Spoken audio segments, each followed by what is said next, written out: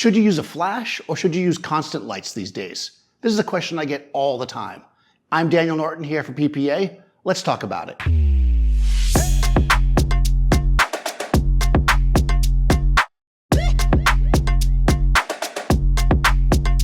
First of all, welcome to my studio here in New York City, where I use a lot of daylight, also flash and constant lights. Why do I use one over the other? And really, why do I use both is what I want to dig into in this video. But I think the first thing we want to talk about is a little bit of history. Don't worry, it won't be too long. But over the last 10 years or so, LEDs have stormed the market. I remember when, the first ones came out that were pretty decent. For photographers, they just weren't the right tool because they just didn't have enough power. They were really great for some filmmaking. You could hide them places, they stayed cool, etc. Could run off battery. But studio photographers, not so much. We played with them, we messed around with them, we used other things. Tungsten lights were huge, also fluorescent lights. There was a craze. Do you remember the craze with the fluorescent lights? Let me know in the comments below if you remember everybody trying to shoot fluorescent. Anyways, thankfully those days are over and you've really got two sides to this, flash and LEDs. Of course, we've also added another wrinkle to this because most of us that are photographers are also shooting video on some sort. We're content creators now, not just stills, not just videos, but a hybrid. So the LEDs become a little more appealing, right? And now they're so much more powerful. You've got RGB LEDs, you can be any color. You've got tubes, you've got various shapes and sizes, and it really gives you a lot of options. So yeah, should we just use that? Well, there's still some drawbacks, right? Sure, they're way more powerful than they used to be, but flash is the king when it comes to power. And when we're lighting, it's all about control. So maybe we should just use flash then. Well, what I want to do now is kind of talk a little bit about why I use constant lights and when I use them. And then we'll talk a little bit about why I use flash. Why do I use constant lights? That's a question I get quite a bit from new photographers because a lot of times they'll say, oh, it's probably easier. Should I start off with some constant lights? And I'll tell them, you might want to start with flash. And they'll say, but you use constant lights. Yeah, I do. So here's the thing. Now I'm lighting myself a video. We're not talking about that. We're talking about for photography. There are certain types of constant lights that I find operate better than flash equivalent. Most commonly, focusable lights. I have a series of lights called dado lights. They use an aspherical lens. They create amazingly smooth, very controlled beams of light. In my personal work especially, and in some of my fashion and product work, I like to have really tight, controlled light. Also, I like to see it because the way I work when I'm doing those personal projects is a little bit different. I want to know exactly through the lens, especially because I'm shooting mirrorless these days, where the exposure is because the light can change very rapidly because I'm often using them very close. I'm using them very close because they're not very strong, right? And also I want really rapid fall off. So for me, the constant light is about shaping, control, and creating a mood and environment with that person I'm photographing. It's not right for everyone. It's not something I'd use on all my jobs, but I use it for that. What else do I use it for? Well, these days, because as I mentioned, the LED world has exploded, and now I use RGB LEDs a lot just to throw color on the background, especially when I can put things in different zones. This is really key, and we'll talk about that in a few minutes. I often say that if you're starting out as a photographer and your primary goal is to be a photographer, that is not a content creator per se, or shoot a lot of video, you should just learn flash. Flash is a little bit more complex in a lot of ways because it's not what you see is what you get, but flash gives you the ultimate in control. So when do I use flash? I use flash when I'm shooting a lot of commercial projects where I need to be fully in control of my environment. I use flash when I have big bright windows behind me, but I need it to be dark in here. I use flash when I need consistent color over all kinds of f-stops and being able to change them left and right and not having to worry about it. I use flash when I really need the ultimate in control. I know I say control a lot, but that's really what I see flash as.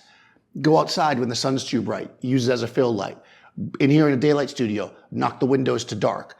In a closed-in studio, do really long exposures of multiple pops. There's so many things we can do with flash that are specialized, but yet they're the core of the business.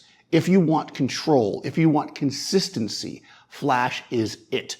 You can go and shoot a wedding or an event using the natural light and getting a great feel to it. But if you want that crispy, really well perfected image, you're not really going to be able to do that unless you can control the light, and the flash will let you do that. So there's a few times where I absolutely choose flash, hands down. Number one is event shooting, where I have to be a run and gun. That means flash on top of the camera, if you will. In those events, I'll often use a lot of the available light because the cameras are so good, such great dynamic range now. We can really make the environment feel great, right? It feels natural. But you want that little bit of extra. Not 6 months ago, I was asked to shoot a wedding for a friend, and I'm not a wedding photographer, I'm a fashion photographer, and I threw a flash on top of my camera. I also had a trunk full of studio flashes, just in case. And I gotta tell you, when we needed that extra little fill under trees, or if I wanted to use it for a little highlight somewhere, or I shot a little product shot, the flash was invaluable. Other times, when I wanted it to feel in the space, that is, in the dancing with the lights flashing and everything, I didn't want to overcome that with my flash.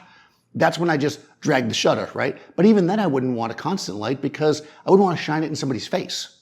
Another time is, again, when I'm doing production work. I need my color to be always absolutely perfect. And not that you can't get that with constant lights, but the main way that we can achieve that with constant lights is by using a lot of light or being in a space that's absolutely void of light. Because any light that creeps in from the space can affect our shot, which can affect your color, which can affect consistency when you're shooting things like fashion, which is my main gig. So if you're a fashion photographer and you want to shoot catalogs and commercial work, constant lights can be fun for editorial and being creative, but the flash is what's going to give you the control to be able to consistently deliver for your client. That's why I would use flash. Of course, that might be the end of it there, but it's not, right? Because as you probably have guessed right now, and if you've seen any of my tutorial videos, you know that I often mix the two. So let's talk about that. So the truth of the matter is, for me, the ultimate thing is to mix the lights together.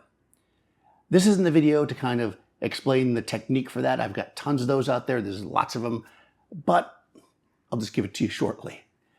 When you are mixing your light sources, it gives you a little bit of a different type of control. That is to say, your flash is affected by your ISO and your aperture. Your constant light is affected by your ISO, your aperture, and your shutter speed. Which means that you can have the lights, you lock in the ISO and the aperture, so the flash doesn't change. You can adjust your shutter speed and mix in this constant light, which is fantastic because if I'm using a very cool constant light to, let's say, lay a strip of light on the background and I need to do a third of a second exposure to make that work, well, I don't want that light to affect my subject.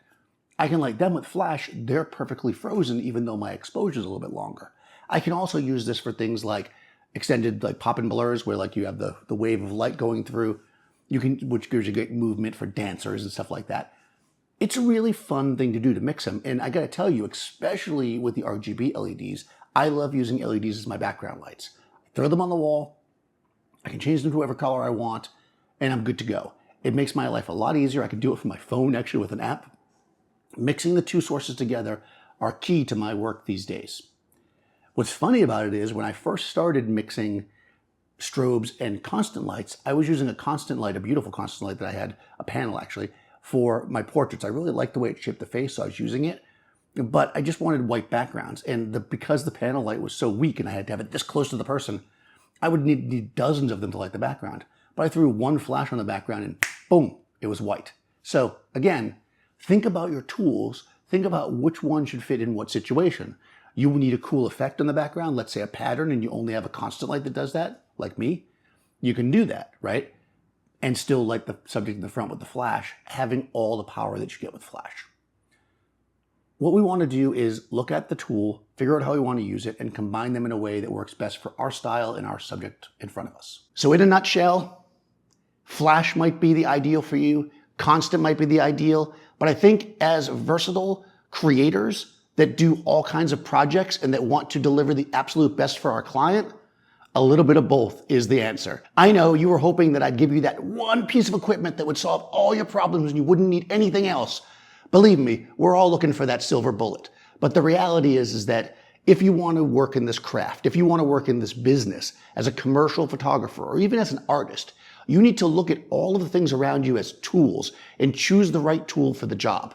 Sometimes you're going to want this lens or this camera. Sometimes you're going to want this light or that light. Sometimes you'll want to use this tripod or that gimbal or whatever. All these things are tools. Don't lock yourself into one single thing. Think about how each thing works, learn what you can about all the tools available, and choose and use the tools that work best for you, for the project you're doing, and that's how you keep clients coming back over and over again. I want to thank PPA for having me come and do these videos. I really enjoyed it. I love talking craft with you guys. If you have any questions, please do comment below, and I will do my best to answer them. I'll talk to you soon.